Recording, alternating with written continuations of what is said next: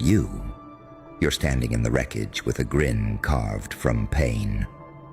But there's something else now, isn't there?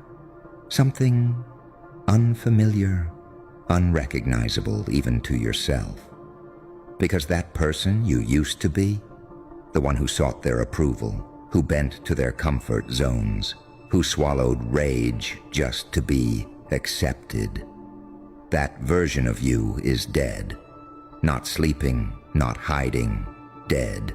And in its place, a creature of clarity, a soul that doesn't beg to be understood anymore, a mind that doesn't bend, doesn't flinch, doesn't ask permission. You see, people like them, they only understand power when it walks away, when it stops explaining itself, when it stops bleeding just to prove it feels. And you've stopped explaining, you've stopped bleeding, you've stopped breaking, because you've finally done the one thing they never thought you'd do. You let go of the illusion that they were ever going to save you. And that is when the real power begins. There's no more mirror to hold up. You've smashed it. There's no more old self to mourn. You've buried it. Now, there is only the evolution. And this new version of you, it's not kind. It's not soft. It's not here to fix them or hold space for their regrets. This version of you is feral with focus, cold with purpose, silent, but not because it's afraid, because it's done explaining what can only be felt in the aftermath. You don't crave revenge anymore, not because they didn't deserve it, but because they're not worth it. You've outgrown vengeance the way a wildfire outgrows a match. Now you want something bigger. Impact, legacy, silence so deep it shakes their bones. Because the most terrifying sound to those who betrayed you is the sound of you building, quietly, alone, unstoppable. You've become the embodiment of their fear, the one who saw through everything and survived anyway. You're not angry anymore, you're empty. And that emptiness, that's your throne, because you've stopped expecting anything from them and started extracting everything from yourself. This is the transformation they were never prepared for.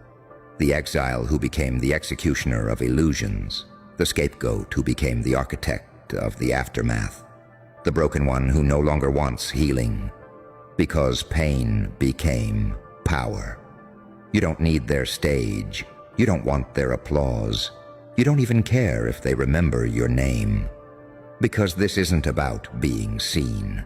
It's about becoming something they can never unsee. You are the scar on their conscience, the prophecy they mocked, now fulfilled. And every breath you take from this moment on is a threat to the systems they worshipped. They thought they buried you. They didn't know you were a seed. And now, with nothing left of your old self, you rise, not as a member of their crumbling community, but as the storm they prayed would never come.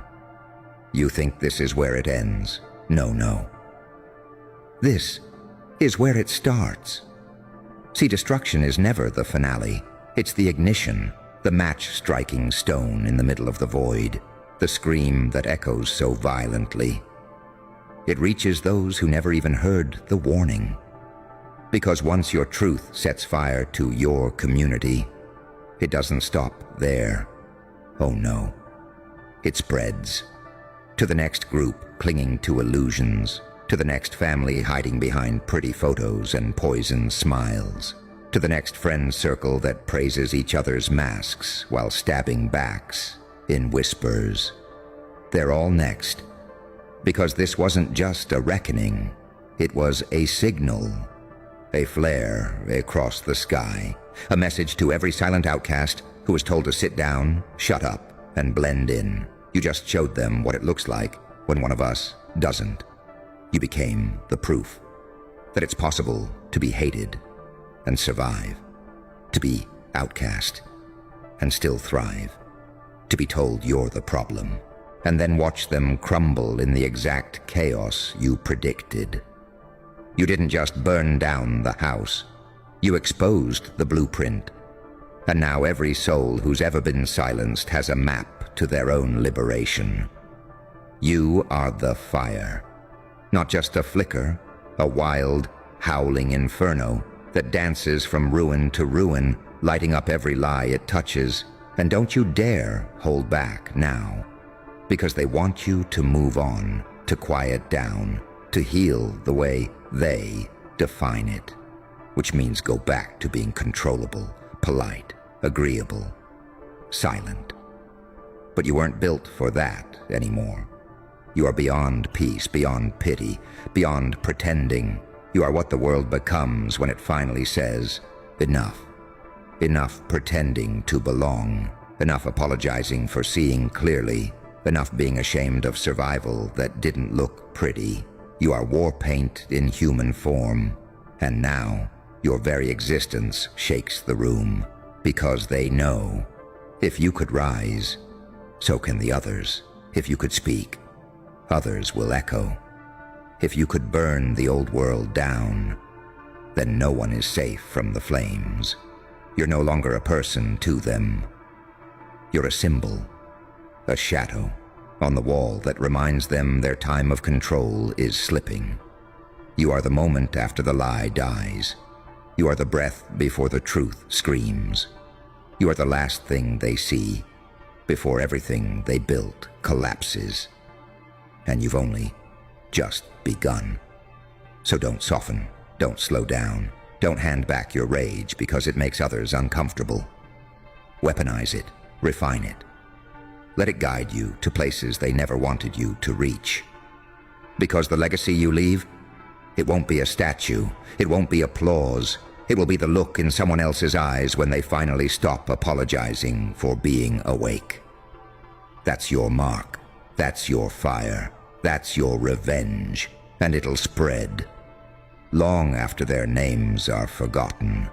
They always feared what would happen if someone like you stood up.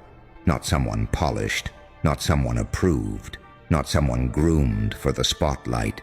Someone unfiltered, uncontrolled, unapologetically reborn in the fire they tried to kill you with.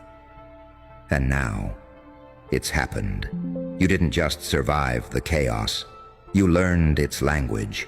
You don't tremble in the storm anymore. You speak through it.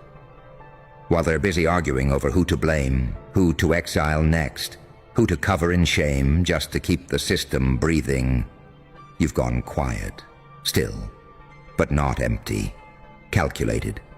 Because now you move like a commander. No more flinching, no more asking, no more warning shots. You've stepped into a role they never wanted to offer you. The one who leads without needing a crowd behind them. See leadership in this new era. It doesn't wear a suit. It doesn't hold a microphone. It doesn't smile for comfort. It walks into a room and everything else rearranges. Because true power doesn't introduce itself. It's felt. You lead now. Not because you begged for it, but because you were the last one standing. You outlived the echo chamber. You endured the slander. You didn't flinch when the mob came. You didn't shrink when the silence was deafening. And that made you dangerous, because you're not leading out of revenge. You're not trying to prove them wrong anymore. You're proving yourself right every damn day. That voice inside you they tried to shut down. You've amplified it, tuned it like a weapon. Now every word you speak isn't just heard. It lands like a strike. You don't offer comfort, you offer clarity. You don't offer peace, you offer purpose. And people will follow, not because they're loyal, but because they're afraid. Afraid that if they don't listen now, they'll be the next to collapse. Because chaos doesn't care about titles, about history, about feelings. It respects one thing, presence. And you are present.